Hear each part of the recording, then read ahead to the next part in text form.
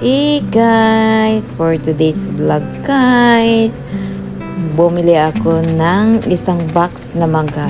Paborito ko talaga guys is mangga guys. Kaya bumibili talaga ako ng tag-isang box talaga guys. Hinog na siya guys. Nabili ko yan sa Island Pacific. I think is 16 point something dollar. And then yung watermelon ko guys, nabili ko pala yan sa Costco. At saka yung papaya, sa Costco din yata yan. Kasi minsan sa Costco ako bumili. Costco. Ayun guys, hiwain ko na yung papaya ko guys. Hinog na siya guys. Mahilig din ako sa papaya everyday guys. As in talagang everyday kumakain din ako ng papaya. Minsan ini-smoothie ako pag sawang-sawa na ako.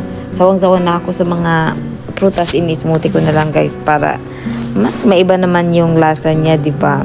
Ngayon guys, syempre linisan muna natin to guys. Tanggalin natin itong mga buto niya at hiwain ko na rin ang mangga, di ba?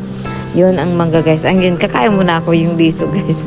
Syempre hindi yung makain ng asawa ko yan, kaya ako na lang ngat-ngatin ko muna itong tawag nito yung liso guys. Tingnan mo, sarap-sarap. Sarap si lola mo. Charot. Yun na guys.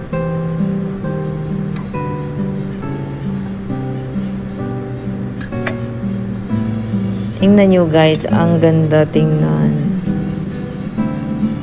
Pag sabi nga ng doktor, kailangan natin kumain ng colorful, kailangan ng prutas at gulay everyday para maging malusog tayo. Kaya follow natin yung mga gusto kasi gusto ng doktor. Sabi nga naman ni Jesus, yung food is a medicine, is thy medicine.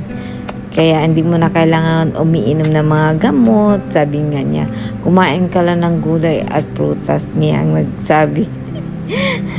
Di ba yun ang sabi guys? Nababasa niyo yan sa Bible guys. Kaya ginawa ni Lord yung mga prutas.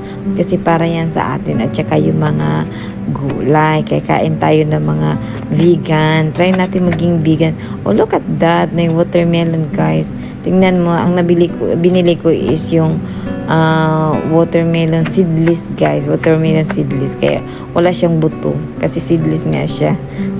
Ngayon nga, tikim ko na. Oy, sarap siya guys. As in, siya, matamis siya. Gusto ko yun sa Costco guys. Kasi maliit lang yung niya, yung watermelon. Hindi ba ganong madami.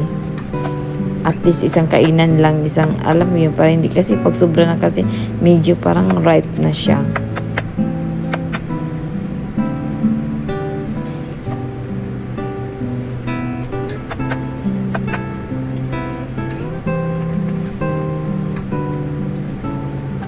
Now guys, isquisan ko siya ng lemon guys para maganda, para maganda yung lasa ng mga prutas guys.